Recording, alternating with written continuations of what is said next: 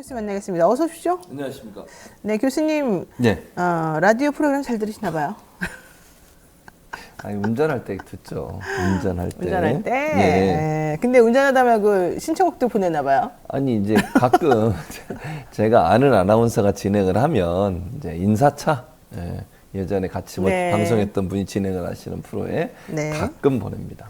제가 라디오를 일부러 TBS를 웬만하면 듣습니다. 듣고 다닙니다. 왜냐하면 TBS는 좀이라도 좀 도와줘야 된다는 네. 생각 때문에. 예. 근데 저녁 8시부터 또 10시까지 사이에 하는 어떤 여성분이 하는 이가희 아나운서. 방송이 있어요. 예, 거기서 음악도 틀어주고 이런저런 얘기도 그렇죠. 하고 그러는 건데, 예. 저도 어제 운전하면서 듣고 가는데 갑자기 교수님, 최진봉 교수님 이러면서 이분이 뭐 신청했다고 DJ가 얘기를 하면서 이분이 교수님인데 최진봉만 써도 되는데 진봉최라고 올랐다. 근데 진봉최라고 써도 되는데 최진봉 교수라고 자신의 직함까지 써서 올리면서 꼭 알려달라고 하더라. 역시 이 사람 답다. 아니, 무슨 소리야. 꼭 알려달라는 게 아니고 나를 또 못 알아들을까 봐 오랜만에 문자를 그분하고 방송한 지가 몇 년 됐는데 오랜만에 이제 인사차 보냈는데 혹시 또 동명이인으로 생각할 수도 있잖아요. 네, 어쨌든. 노영희 변호사 이렇게 부르세요. 뭘 보낼 때는. 안 보냅니다, 저는. 어쨌든 그래서 그 아나운서가 좀 힘들다는 듯이 뭘 힘들어. 최진봉 교수라고 써서 보냈습니다. 뭐 이런 제가 얘기를 통화를 해서 해보겠습니다. 재밌었습니다. 알겠습니다. 자, 근데 제가 왜 TBS 얘기를 끌려냐면요. 네. 사실 TBS가 저는 개인적으로는 이 오세훈 서울시장이 그 선거 기간 동안에 좀 불편한 신경을 내비치면서 그렇죠. 뭐 편파 방송이라고 규정하고 그때부터 탄압이 시작이 되었다. 그런데 그게 그 이유까지 해결이 안 되고 결국에는 112명의 이 직원들을 다 희망퇴직이라는 이름으로 이제 내쫓게 지금 생겼어요. 그렇죠. 정태익 대표가 희망퇴직 할 사람 만약에 그 명수 못 채우면 그냥 우리가 알아서 권고사직하고 시켜버리겠다라고 했습니다. 근데 왜 그랬냐 물어보니까 일단은 지금 한 300명 정도의 직원들이 있는데 그들을 먹여 살릴 돈이 없다, 월급이 없다. 그리고 서울시에서 한 92억 정도 돈을 이번에 이제 마지막으로 지원한 겁니다. 했는데 그 돈 중에서 80억 정도를 가지고 먹여 살릴 수 있는 사람이 한 200명 이하더라. 그러니까 어쨌든 이분들이 나가야만 되고 나가고 나면 슬림해진 이 TBS를 민영화시킬 수 있다. 그러면 그걸 이 TBS를 살 사람이 나타날 것 같다. 이제 이런 얘기를 했어요. 그래서 이러면 또 TBS가 결국 민영화 수순으로 가는구나. YTN하고 이렇게 뭐 연합뉴스하고 지금 하는 거 보면은 TBS는 더 취약한 구조이기 때문에 그리고 돈 덜 들기 때문에 차라리 이 TBS를 지금 현재 지형이 뭐 KBS도 그렇고 SBS도 그렇고 뭐 TV조선도 그렇고 채널A도 그렇고 MBN도 그렇고 JTBC도 그렇고 전부 다 좀 보수 성향이 좀 강하니까 좀 진보 성향이 있는 그런 방송국 하나만이라도 있는 게 어떨까 싶어서 제가 어제 페이스북에다가 썼어요. 진보 진영에서 TBS 주인이 되는 건 어떠냐. 그래서 이런저런 얘기 썼는데 옛날에 한겨레 살렸듯이 한번 해보자 뭐 이런 얘기를 썼거든요. 근데 별 반응은 없네요. 근데 어쨌든 그런 의미에서 제가 한번 좀 생각해서 얘기해봤어요. 근데 어떻게 이제 생각해요? 문제는 뭐냐면 네. 지금 말씀하신 그러니까 노영희 변호사 제안이 저는 좋다고 생각해요. 근데 문제는 이 모든 허가 과정을 누가 결정하느냐? 방통위가요. 방통위가 하죠. 그러니까 네. 문제예요. 그러니까 만약에 진보 진영에 무슨 뭐 그냥 어떤 회사가 아니더라도 사람들이 모아서 뭐 종합처럼 해서 네, 돈을 네. 모으더라도 허가를 안 내주면 할 수가 없어요. 그러니까 이제 허가 내달라고 그거는 또 여론을 형성하고 그래야죠. 근데 그게 이제 과연 할까? 제가 좀 어렵지 않을까 하는 생각이 들어서 왜냐하면 지금의 방통위나 지금까지 방통위 했던 행동들을 보면요. 그렇죠. 진보 진영에다 라디오 채널을 줄까 이런 생각이 들어요. 그러니까 저는 이게 민영화가 된다고 하면 아마도 여러 가지 고려하면서 보수적 성향이 강한 뭐 기업이라든지 이런 쪽으로 넘길 가능성이 저는 있다고 보여요. 그래서 그러니까 그렇게 위험하다는 되면 거예요. 또 하나가 더 넘어가 버리잖아요. 그런 거죠. 그러니까 너무 이거는 기울어진 운동장도 아니고 완전히 매트리스랑 기울어져 버린 거잖아요. 그러니까 그거는 있을 수 없는 일이죠. 근데도 그렇게 하잖아요, 문제는. 이게 윤석열 정부가 하는 정신 행동을 차려야지. 보면 이거를 우리가 상식적으로 생각해서 그러면 안 된다고 생각하는 일을 막 해요. 그러니까 그냥 대놓고. 저는 그래서 어쨌든 총선이 있잖아요. 네, 총선이 가장 큰 무기입니다. 민주주의에서는. 그러니까 총선을 계기로 해서 지금 너무 이 모든 언론이 다 한쪽으로만 치우쳐 있기 때문에 좀이라도 반대쪽 의견이 나올 수 있게끔 편하게 그런 거는 해줘야 될 것 같고 YTN이나 연합뉴스보다는 이 TBS가 훨씬 쌀 것 같아요. 인수 비용이 네. 그렇죠. 규모로 네. 보나 이런 네. 걸로 보면. 그렇지만 어쨌든 텔레비전으로도 볼 수 있고 그다음에 라디오도 볼 수 있단 말이에요. 이 인프라가 있어요. 그러니까 이런 거 저런 걸 생각해 보면 오히려 괜찮지 않을까 이런 생각이 들어서. 그렇지. 그러니까 저는 좋은 아이디어라고 생각해요. 그러니까 늘 아까도 말씀드렸지만 그걸 시작하고 추진하는 건 좋은 아이디어인데 방통위 입장에서 이거를 아마도 안 해줄 거다. 이제 근데 그런 생각을 하는 거예요. 그 기준이 있을 테니까 그 기준에 맞춰가지고 이제 해봐야죠. 아니 그 사람들이 언제 기준 맞춰서 공정하게 한 적이 있어야죠. 기준을 바꿉니까? 그렇죠. 그러니까 예를 들면 그 기준이라는 것도 정성평가이기 때문에 즉 심사위원이 누가 들어가느냐에 따라서 점수가 맘대로 왔다 갔다 해요. 고무줄처럼. 그러니까 제가 볼 때는 돈만 있다고 되는 문제는 아닌 것 같고 그 사람들 생각이 그러니까 방통위가 정부가 장악하고 있는 방통위 같은 경우에는 공정성을 빌미로 해서 진보 진영의 누군가가 또는 진보 진영에서 어떤 모임을 만들면 공정성 없다고 비판하면서 안 줄 가능성이 있다는 거죠. 아니 그러면 어쨌든 2월달 정도에 이제 마무리가 된다고 이 정 대표는 말했는데 그러면 이제 4월달이 총선이니까 한 달 정도는 눈치를 볼 수밖에 없잖아요. 이 국민들 표를 줄 사람들을. 그러면 방통위가 아무리 편파적으로 하더라도 그렇게 하면은 옳지 않다는 거를 좀 알지 않나요? 그러니까 상식적인 사람들은 그렇게 다 생각을 해요. 노영희 변호사처럼. 네. 근데 보세요. 김건희 특검을 거부하면 그게 선거에 어떤 영향을 미치는 다 아는 거예요. 누가 봐도 그거는. 네. 소위 국민의힘이 내부에 있는 사람들도 저는 엄청나게 비판이 있을 거라고 생각하거든요. 그렇죠. 근데도 하잖아요. 그러니까 이게 우리가 생각하는 윤석열 이 정부, 윤석열 대통령이 갖고 있는 생각과 사상은 이 상식적인 선에서 생각할 수가 없는 사람이라는 거예요. 네. 그래서 저는 문제라고 보여지고 저는 뭐 추진하는 것 자체를 반대하지 않아요. 뭐 해도 된다고 보고 네. 하지만 이런 여러 가지 상황을 봤을 때는 그렇게 쉽게 될 수 있는 상황은 아니라는 점을 우리가 인식하고 시작을 해야 된다. 네. 그리고 어쨌든 뭐 얘기하신 것처럼 압박을 하고 이렇게 해야 된다고 주장을 할 수 있겠죠. 그러나 그것이 우리가 생각하는 만큼 상식적인 선에서 이루어지기는 좀 어렵지 않겠나 하는 우려를 전달하는 거예요. 네. 하여간에 저는 그냥 생각해 봤습니다. 좋은 아이디어예요. 그게 이번에 또 오히려 기회가 될 수도 있어서 전화해보게 될 수도 있겠다 생각했습니다. 왜냐하면 너무 외부 간섭이 심하고 이상한 일이 벌어지고 있기 때문에 좀 안정적으로 목소리를 낼 수 있는 곳이 있으면 좋겠다고 생각해서 말한 거고요. 자, 저보고 노영이 뵈서 너무 순진하네요. 네. 그만하세요. 네. 보통 시민님이 노영이 재미없다 그만해라. 누가? 좀 어이없지만 제가 또 마음이 착하니까 넘어가겠습니다. 재밌습니다, 저 원래. 재밌습니다. 자, 류희린 방심위원장 가족과 지인을 동원해서 방송통신심의위원회에 가짜뉴스 심의 민원을 넣었다는 청부 민원 의혹을 받고 있습니다. 네. 이 내용에 대해서 류 위원장은 청부 민원이 있었다 없었다 그게 잘못됐다 아니다 이런 걸 밝히는 게 아니라 도대체 누가 그런 걸 말했냐 누가 찔렀냐 이러면서 색출하게 나서고 그러고 나니까는 경찰이 방심위를 압수수색을 했어요. 예. 야, 이게 있을 수 있는 일인가요? 있을 수 없는 일이 이게 뭐 하는 겁니까? 그러니까 본질이 뭐냐고요, 지금. 네. 유인임 위원장이라 되는 사람이 청부 민원을 했다는 의혹이 생긴 거잖아요. 이걸 수사를 해야지. 이게 잘못된 거잖아요. 예전에요. 방심에서 유인임 위원장 전에 방심해서 누군가가 사무처 직원 중에 한 사람이 이런 일 한 적이 있었어요. 네. 그래가지고 그 사람 어떻게 했는지 아세요? 파면당했어요. 그런 전례가 있어요. 이거는 법적으로도 문제가 되는 거예요. 누군가를 활용해서 누군가에게 요청을 해서 부탁을 해서 만약 했다고 하면 물론 유인임 방심위원장은 본인이 안 했다고 하니까 아직까지는 조사가 안 돼가지고 사실을 모르겠어요. 그리고 조사해봐야 되잖아요. 아니 누가 봐도 이건 지인, 가족 이런 사람들이 민원을 넣었는데 그 민원도 정부가 지금 원하는 지금 윤석열 대통령이 유리한 민원을 넣은 거 아니에요. 네. 누구지? 이름도 이제 헷갈리네. 신학님, 김만배 두 네. 사람의 녹취록에 대한 거잖아요. 네, 네. 그런 민원을 넣은 것은 잘못된 거예요. 분명히 지인을 통해서든 가족을 통해서든 그게 내부적으로 누군가가 문제가 있다고 생각해서 그걸 민원을 제기한 거고 네. 그러면 그 사람을 보호해 줘야지. 아니 그렇죠. 내부적으로 비리가 있고 문제가 있다고 해서 그걸 공개한 사람에 대해서 보호는 안 해주고 네. 아니 지난번에 김태우에 대해서는 그렇게 너그럽더니 아니 얘를 생각해 보세요.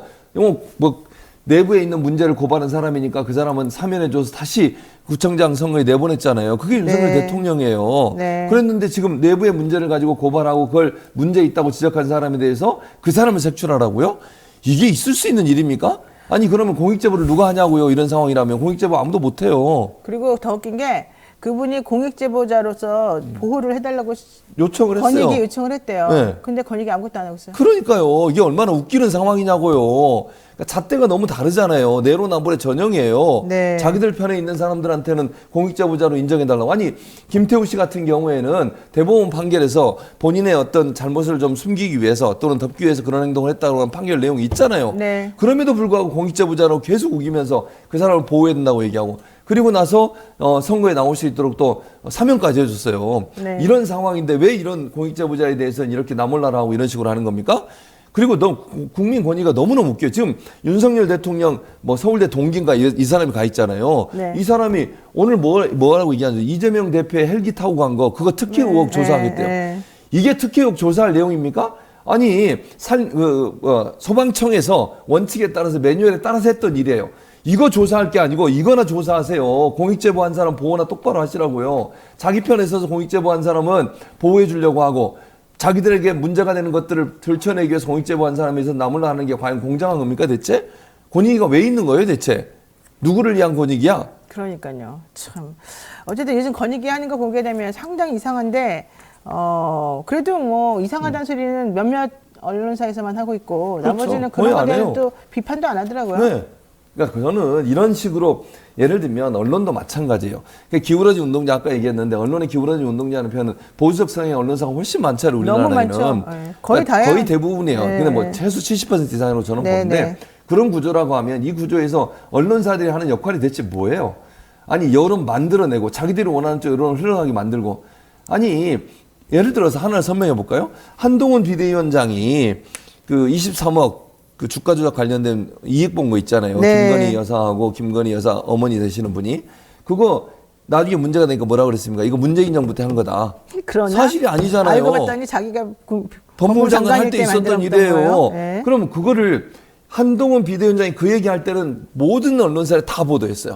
한동훈 장관이 이렇게 얘기했다. 이거 문재인 정부에 때 했던 거라. 그러나? 그리고 나서 어제 네. 바뀌었잖아요. 네. 이게 민주당에서 문제를 제기하고 이래가지고 팩트 체크해보니까 자기가 법무부 장관 했대. 네. 수정에서 보도한 언론사 거의 없어요. 오마이뉴스인가만 했더라고. 찾아보세요 있는지 거의 없어요. 이거는. 네. 관심이 없어. 네. 왜 이런 식으로 보도를 하는 거예요 대체? 언론사들은 대체 언론사의 기본적인 이유와 존재 이유는요. 견제와 감시예요. 네. 견제와 감시면 권력기관을 견제해야 될 거 아니에요. 살아있는 권력을. 네, 그렇게 한다 그랬죠, 원래 대통령은. 근데 안 하고 있잖아요. 누구를 하고 있어요. 지금 이재명 대표만 닥달하고 잡으려고 하고 아니 이재명 대표가 정말 생사의 기로에서 치료받는 사람이 헬기 타고 후송된 게 그게 그렇게 문제입니까 대체?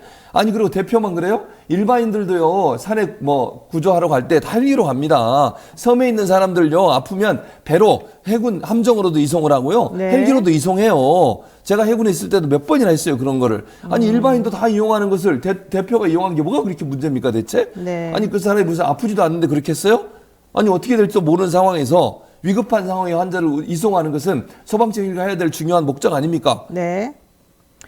자, 지금 말씀하신 것 관련해서 김여사 특검법을 도이치 특검법이라고 바꿔 부른 한동훈 비대위원장은 그 문건, 즉 22억 9천만 원 상당의 이익을 얻었다라고 하는 최은순 씨와 김건희 씨의 그 문건은 문재인 정권 당시 문건 아닌가? 그때 왜 기소 안 했나? 그럼 이렇게 반문을 했는데 알고 봤더니 그 문건은 2022년 12월 30일 날 제출된 것으로 이때는 윤석열 정부 시절 한동훈 비대위원장이 법무부 장관이 됐을 때 나온 거더라. 보세요. 지금 노영희 변호사가 정확히 얘기했는데 그러면 한동훈 비대위원장이 얘기를 했으면 언론이 이걸 받아쓰기 전에 뭘 해야 돼? 팩트 체크를 해야 될 거 아니에요. 그렇죠. 한동훈 팩트 비대위원장 먼저 하고. 말이 맞는지 틀린지를 확인해보고 기사를 써야지. 네. 전부 다 한동훈 비대위원장 따옴표 따가지고 이렇게 얘기했다. 그렇게 보도를 해요. 그럼 여론이 어떻게 되겠어요?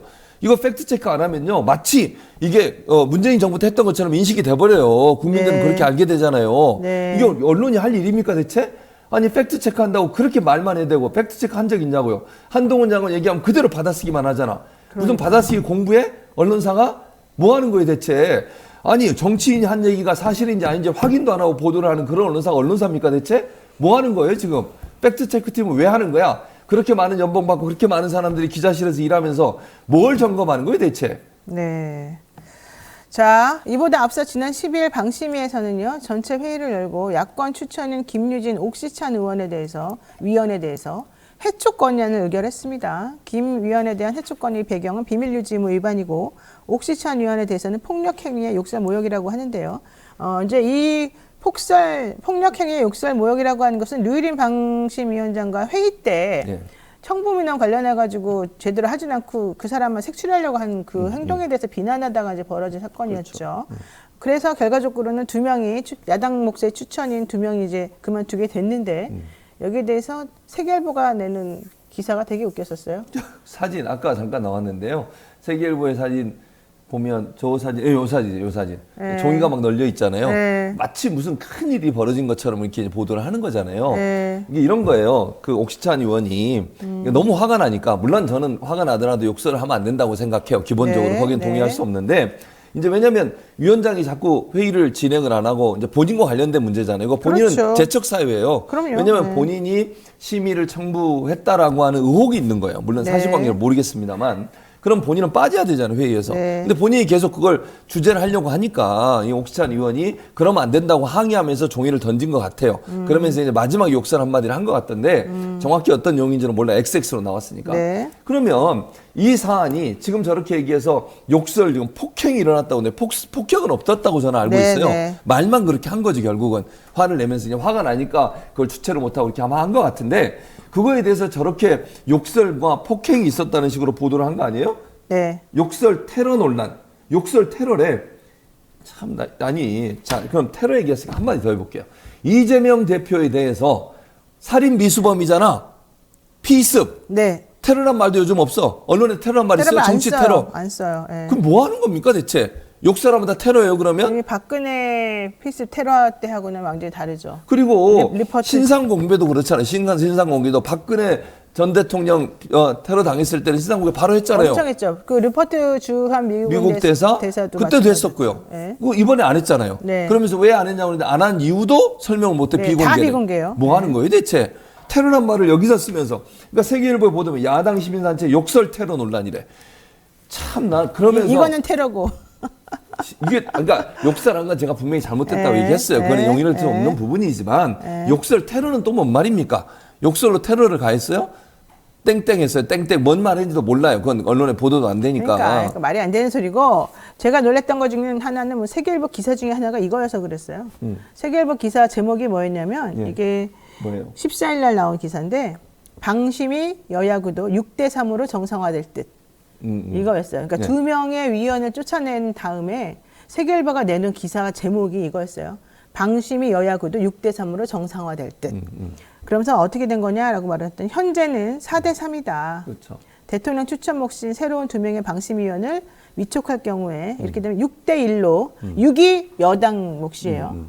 1이 이 야권 쪽이에요. 이거는 완벽하게 문제가 되지 않겠습니까? 지금 4대3도 문제였는데 그랬는데 여기에 대해서 이렇게 된 다음에 방심위 여야 구도는 새로운 2명의 방심위원을 대통령 추천 몫으로 위촉할 경우에 6대1로 일시적으로만 여권의 압도적 우위로 재편이 되고 그 이후에 야권 추천 심의위원 후보가 들어가게 되면 6대3으로 정상화될 것이다. 이렇게 써놓은 거예요. 그러니까 전체적으로 6대3이라고 하는 구도가 맞고 지금처럼 4대3이라는 구도가 옳지 않아서 마치 방심위원장 혼자 공격당하는 듯이 이렇게 사실은 쓴 거죠. 저는 그게 좀 이상하다 이런 얘기를 하고 싶었습니다. 뭐 이제 원래 그러니까 이 관례적이에요. 관례적으로 방심위원회 6대3으로 해왔어요. 여야가. 네. 근데 지금 현재는 이게 이제 좀 웃기다고 생각하는 게 뭐냐면 네. 2명이 국회의장이 3명을 추천하게 돼 있거든요. 네. 그 중에 2명을 이미 추천을 했어요. 네. 근데 임명을 안 하고 있는 거야. 네. 대통령이. 그러니까 이 2명은 국회의장이 추천해서 대통령실로 보냈는데 네. 대통령이 임명 안 하면 지금 임명이 안 되고 있는 상황이에요. 네. 그래서 지금 이 구도가 된 거예요. 맞습니다. 그냥 두 사람이 임명하면 6대3이 된다는 건데 네. 국회의장 임명하는 사람이 다 야당이냐? 그건 아니라고 저는 생각해요. 한 명은 뭐 제가 알기로는 한 명은 민주당 쪽에 가까운 분이지만 또 한 분은 꼭 그렇게 보기도 어려운 상황이에요. 네. 그러면 이게 과연 6대3이냐 7대2가 7대2가 되느냐 될 그건 수 모르는 있죠. 거예요. 맞습니다. 근데 그런 상황인데 이걸 마치 6대3으로 된다고 해서 나머지 두 분 국회의장이 추천한 두 사람이 다 뭐 야당 쪽에 가까운 분이냐 이렇게 얘기는 어렵다는 제일 거예요. 중요한 건 그걸 정상화라고 표현하는 게 그렇지. 바뀌는 정상화라고 거죠. 표현하는 게 그러니까 맞지. 미디어 오늘에서 얘기를 합니다.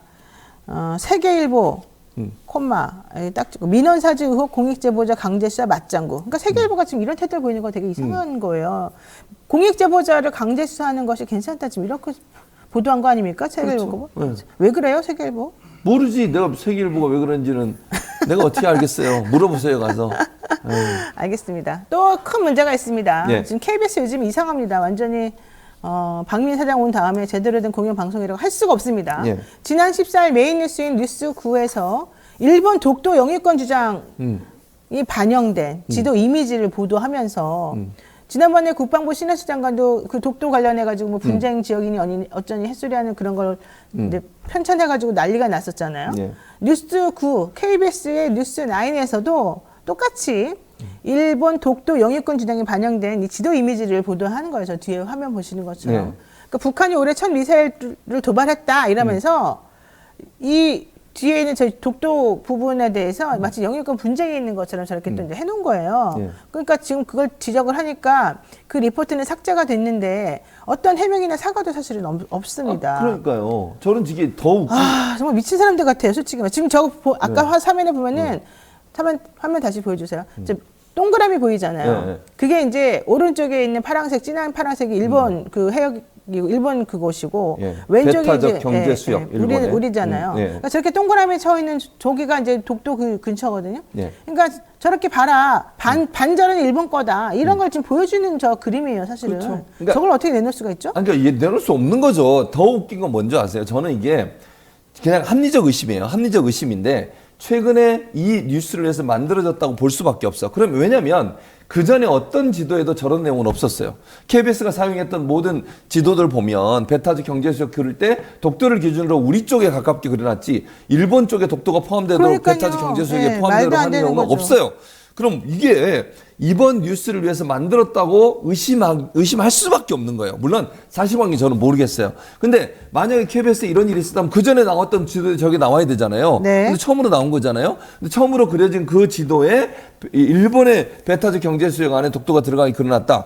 이건 저는요, 이게 전체적으로 윤석열 정부 들어서고 나서 지금 신원식 장관이 했던 말 네. 기억나시죠? 그리고 나서 군인들을 정신전력 교육 교재 안에 들어있는 내용, 이 내용과 일맥상통한 거예요.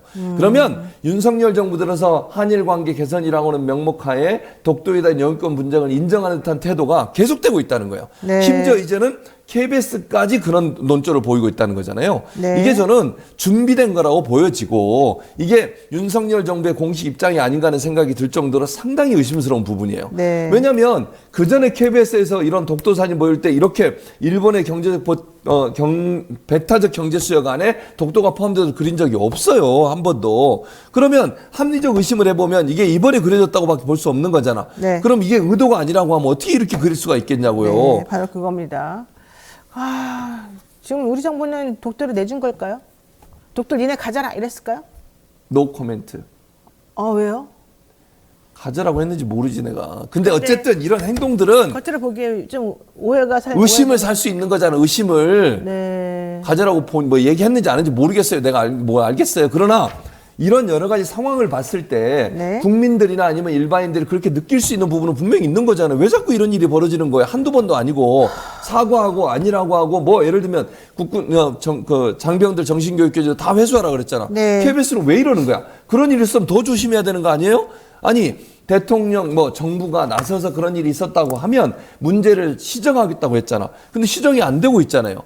KBS도 이런 일이 벌어진 게 박민 사장 취임한 이후에 벌어진 거 아니에요. 그렇죠. 이런 모든 일이 하나의 뉴라이트 사관 안에 포함되어 있는 하나의 줄기가 아닌가 하는 의심을 지울 수가 없어요, 지금. 네. 한두 번 해야지. 한 번 문제가 있었으면 그다음부터 조심을 해야 되는 거 아니에요? 조심 네. 안 하고 있잖아, 지금. 도발을 자꾸 하고 있다고요. 그렇죠. 할 말이 없습니다. 네. 그리고 지난 12일에 문화예술인 대회에 성명서를 내고 이성균 배우 숨지기 전 그 유흥업소 여성 실장의 사적인 녹취를 보도한 것이 문제가 돼서 그 이후에 또 가로세로 연구소라는 유튜브에서 녹취록을 아예 그냥 그대로 공개해가지고 또 그게 문제가 되면서 결과적으로 이성균 씨가 그로 인해서 많이 스트레스를 받다가 극단적 선택을 한 상황이 있었습니다. 그래서 이와 관련해가지고 상황을 알아봤더니 이성균 씨가 KBS에 요청을 했었다는 거예요. 그런 내용은 사건하고 관계가 없으니 좀 삭제해달라. 그랬더니 KBS가 무슨 소리냐. 우리는 공익을 위해서 보도한 것이고 사람이 죽은 것하고는 전혀 문제가 없는 것이다. 이제 이런 얘기를 했었고요. 특히 이제 이 일이 끝나고 난 이후에도 문화예술인대회에서 이런 거 삭제해달라고 또 요청을 했는데 역시 이것도 안 받아들여졌다는 겁니다. 이거 어떻게 봐야 됩니까? 아니 이게 공익과 무슨 연관이 있죠 대체? 아니 사적인 대화를 공개해서 공익적으로 얻을 수 있는 이익이 뭐냐고요 대체? 공공의 이익이 뭐냐고요? 제가 묻고 싶어요. 네. 개인의 사적인 대화를 공개해서 그게 무슨 사건과 직접적인 연관성도 없는 것을 이건 제가 볼 때 자극적인 보도예요. 그리고 경찰이 이성균 씨에 대해서 지속적으로 여러 번 검사를 했잖아요. 다 음성이 나왔어요. 네. 그러니까 어떻게든지 엮어보려는 의도가 아니면 이런 보도를 할 수 없다고 저는 봐요. 그렇죠. 아니 이게 무슨 연관성이 있냐고요 대체. 과학적 방법으로 증거를 제시하세요. 아니 누구를 처벌하려면 과학적으로 보여지는 증거가 있을 때 처벌이 가능한 거잖아요. 네. 무슨 정황 가지고 누가 이런 얘기를 했으니까 이거는 말이 안 되는 거예요. 녹취록 가지고 그럼 수사를 해요? 물론 시작은 할 수 있겠지. 그럼 그 녹취록을 뒷받침할 수 있는 증거가 있어야 되는 과학적 증거가 없잖아요. 네. 그러면 수사를 접어야지. 아니 무혐의 처분을 내리든지. 네, 네. 그래야 되는데 그게 아니고 그게 안 되니까 다른 방법을 동원한 게 저는 이 녹취록의 공개라고 생각해요. 근데 이 녹취록 공개가 개인의 사적인 영역의 문제예요. 이성균 씨가 예를 들면 뭐 배우도 공인이라고 볼 수 있으니까 공인으로서 역할한 것에 무슨 연관성이 있는 겁니까? 개인의 사적인 역할, 뭐 관계, 그다음에 전화 통화 그게 도덕적으로 윤리적으로 비판받을 수 있는 부분이 있을지 모르겠지만 네. 그렇다 하더라도 이걸 공영방송인 KBS가 공개를 해가지고 개인의 사적인 영역까지도 다 파헤치는 것은 아무런 공익의 실현과 연관이 없어요. 이거는요 그야말로 망신주기예요. 그렇군요. 이거 아니면 뭐 무슨 의도가 있겠어요 이거를. 네, 근데 맞습니다. 왜 이걸 하냐고요 대체. 뭔 공익이요? 알 권리? 무슨 알 권리요? 아니 공익에 이바지할 때 알 권리가 필요한 거예요. 알 권리가 전혀 관계없는 굳이 국민이 알아도 되지 않는 내용을 왜 공개를 하냐고요 대체. 네. 최근에 KBS의 태도는 상당히 이상한 부분이 많습니다만 이것이 압권이 아닌가 생각이 듭니다. 한동훈 국민의힘 비대위원장이 그때 지난번에 연설을 하면서 동료 시민이라고 하는 얘기를 꺼내가지고 도대체 동료 시민이 뭐냐. 그러니까 이거는 영어식 표현으로 뭐 fellow citizens이라고 하는 거를 네. 번역해서 말한 걸 거다. 이제 이렇게 사람들이 말했잖아요. KBS에서 그 단어를 사용해요. 메인 뉴스 앵커가. 동료 시민이라고 말하는 거. 어처구니요. 이게 이게 말이 됩니까? 말이 안 되죠. 아니 KBS는 공영방송이에요. 공정성과 중립성, 객관성이 어느 방송보다 필요해요. 왜냐하면 국민들이 낸 수신료로 운영이 되고 있잖아요. 네. 지금. 그런데 거기다 여러분의 동료가 되겠어. 아니요. 저는 일부러라도 정치인이 쓴 단어라면 피해야 된다고 생각해요. 오해를 불러일으킬 수 있으니까. 만약에 이재명 대표가 쓴 단어를 쓴다. 그럼 국민의힘 가만히 있겠어요? 네. 그러니까 이게 동료 시민하면서 동료란 말이 한동훈 비대위원이 계속 쓰고 있고 밀고 있는 단어잖아요. 그럼 일부러라도 피해야 돼. 언론사는. 네. 특히 공영방송은. 그럼에도 불구하고 여러분의 동료가 되겠다. 의도적으로 쓴 거라고 보일 수밖에 없는 거 아니에요? 뭐 하는 거예요 왜 대체? 갑자기 여러분의 동료가 왜 되죠? 그럼 여러분의 동료가 뭡니까? 그리고 언론사가 동료예요? 그건 아니잖아요. 네네. 뭐 여러분의 파수꾼이 되겠다는 여러분에게 정말 제대로 된 언론 보도를 할 수 있도록 그렇지 뭐 하겠다라든가. 그런 식으로 써야지. 동료는 뭐요 대체? 뭐 회사야? 난 동료의 뜻이 갑자기 이상해졌어요. 사실. 그러니까 의도적으로 썼다고 네. 의심받을 수 있게 충분한 내용이에요. 알겠습니다. 이런 행동을 하는 것은 공영방송 태도가 아니라고 봅니다. 자, 국회에서 이 XX들이 승인 안 해주면 바이든 축구에서 어떡하냐 이런 자막의 MBC 보도가 잘못됐다고 하면서 법원에서는 정정 보도를 판결로 냈습니다. 근데 이 판결 자체가 좀 말이 안 된다는 얘기들이 사실 상당히 많고 네. 허술합니다. 여기에 대해서 국민의힘 박성중 의원은 바이든 날리면 정정보도 판결은 매우 지극히 정상적이다. MBC는 공영방송 자격이 없다 이렇게 말했습니다. 이렇게 되면 앞으로 방송들도 다 똑같이 이 기준을 따라갈 수밖에 없지 않겠습니까? 아니 이런 판결이 나오니까 물론 뭐 이제 1심 판결이니까 MBC가 항소를 했으니까 좀 지켜봐야 되겠지만요. 네. 언론들이 보도할 때마다 눈치 안 보겠어요? 아니 또 이러다가 나도 고소당하는 거 아니야? 그러니까요. 정부에서 나를 또 핍박하는 거 아니야? 압수수색 당하는 거 아니야? 아니 언론사들 압수수색을 그냥 요즘은요 예전 같으면 언론사 압수수색 함부로 못해요. 생각도 못해서 사실. 그렇죠. TV조선 채널A 다 기자들이 거부해가지고 못했었어요. 그래서 요청 그 목록 주고 기자들이 그러니까 회사에서 준 것만 받아갔었어요. 실제 들어간 적도 없고 윤석열 정부 들어가지고 그냥 뭐 일만 있으면 언론사 압수수색을 그냥 비일비재하게요. 네. 그 직접 들어가요 또 현장까지. 이제는 아예 그냥 그러려니 해버렸어요. 그러니까요. 기자들도 저는 문제라고 생각하고 언론사도 문제라고 생각해요. 언론사를 압수해가는 일이 이렇게 비일비재하게 일어나게 되면요. 언론사의 비판 기능 과연 살아날 수 있겠습니까? 저는 어렵다고 생각해요. 네. 이렇게 되면 권력에 대한 비판 기능이 완전히 죽게 돼요. 이런 판결이 나오면요. 네. 언론사들이 이제는 기사 쓸 때 스스로 스스로를 검열해요. 그렇죠. 내가 이거 기사 썼을 때 내가 또 압수수색 당하지 않을까, 고소당하지 않을까 이런 고민을 하게 되잖아요. 네. 그럼 말하는 거, 글 쓰는 거 조심할 수밖에 없어요. 이렇게 되면 언론이 날카롭게 정권에 대해서 권력에 대해서 비판하는 거 사라지게 됩니다. 이걸 노리고 있다고 저는 생각해요. 알겠습니다. 네, 지금까지 최진봉 교수님과 함께 얘기 나눴습니다. 고맙습니다. 감사합니다.